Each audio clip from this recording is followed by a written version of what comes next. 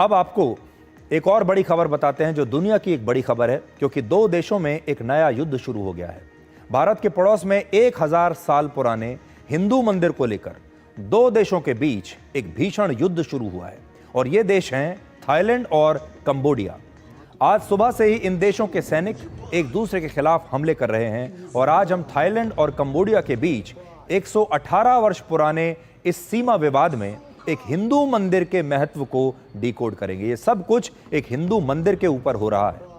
तो सबसे पहले आज आप ये जान लीजिए कि आज का अपडेट क्या है। थाईलैंड की सेना के मुताबिक कंबोडिया के सैनिकों ने सबसे पहले उन पर फायरिंग की। हालांकि खुद कंबोडिया भी थाईलैंड पर यही आरोप लगा रहा है।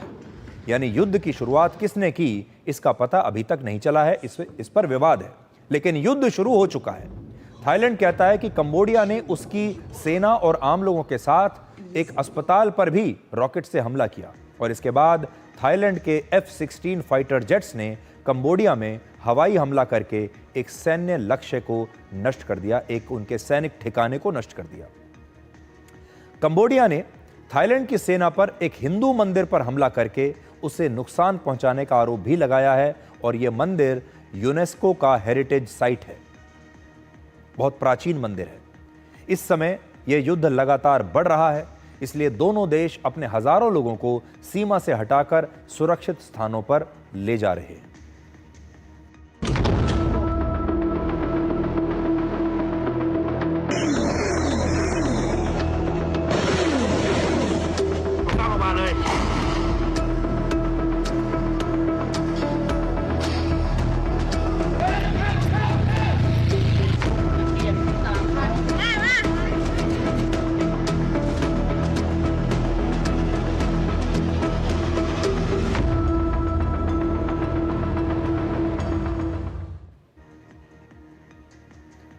अब सबसे पहले आपको दुनिया के मानचित्र पर दिखाते हैं कि थाईलैंड और कंबोडिया हैं कहां पर, ताकि आप इस युद्ध की कहानी को अच्छे से समझ सकें।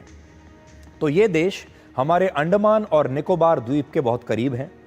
कंबोडिया का क्षेत्रफल करीब 1,81,000 वर्ग किलोमीटर है और यह भारत के कर्नाटक राज्य के क्षेत्रफल से थोड़ा सा ही कम है, जबकि थाईलैंड का क्षेत्रफल लगभग 5,13,000 वर्ग किलोमीटर है, जो कंबोडिया के मुकाबले करीब 3 गुना ज्यादा है।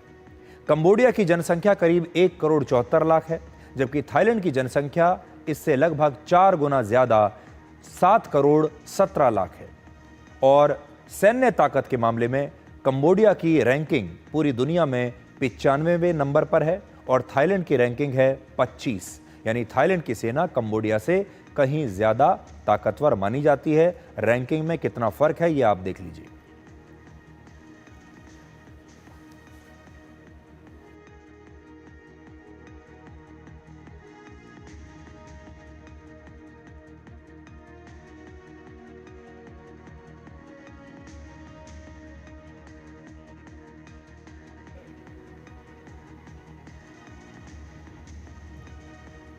और थाईलैंड और कंबोडिया के बीच पिछले 118 वर्षों से 817 किलोमीटर लंबी सीमा पर विवाद चल रहा है। हाल ही में इसकी शुरुआत मई में हुई, जब इन दोनों देशों की सीमा पर गोलीबारी में कंबोडिया के एक सैनिक की मौत हो गई थी। तब तनाव कम करने के लिए दोनों देशों ने बातचीत भी की। हालांकि यह मामला उसके बाद और भड़क गया। फिर दोनों देशों ने एक दूसरे के खिलाफ प्रतिबंध लगाए और इस समय दोनों देशों की सीमा पर तोप और लंबी दूरी के रॉकेट्स के साथ साथ ड्रोन्स के जरिए भी हमले किए जा रहे हैं।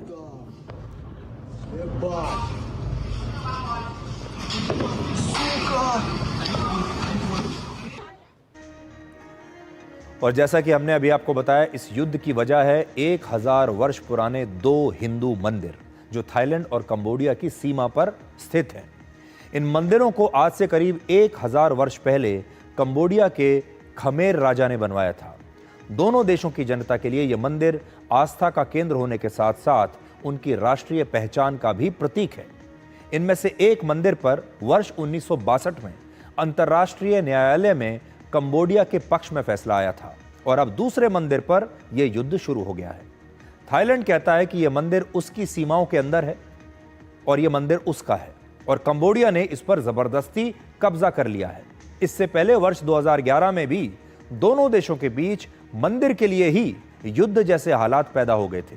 लेकिन इस बार हालात नहीं बल्कि असली युद्ध ही शुरू हो गया है। कंबोडिया में ही दुनिया का सबसे बड़ा मंदिर भी है जिसका नाम है अंकोर वाट मंदिर।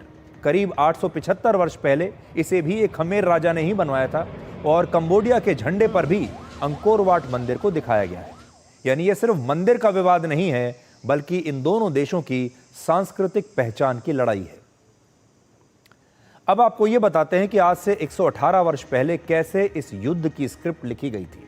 वर्ष 1907 में जब कंबोडिया फ्रांस के अधीन था, तभी थाईलैंड के साथ 817 किलोमीटर लंबी सीमा को लेकर एक समझौता हुआ था और तब मानचित्र में मंदिर को कंबोडिया के हिस्से में दिखाया गया था और उसके बाद से ही दोनों देशों के बीच यह विवाद शुरू हो गया। थाईलैंड और कंबोडिया ने मिलकर इस विवाद को सुलझाने की बहुत कोशिश की और तब थाईलैंड के प्रधानमंत्री ने कंबोडिया के एक नेता से बातचीत के दौरान अपनी ही सेना की आलोचना की और उनकी बातचीत का ऑडियो लीक होने के बाद थाईलैंड के प्रधानमंत्री को उनके पद से हटा दिया गया था। आप सोचिए ये कितना संवेदनशील मुद्दा है। इस लड़ाई की एक वजह उपनिवेशवाद भी है।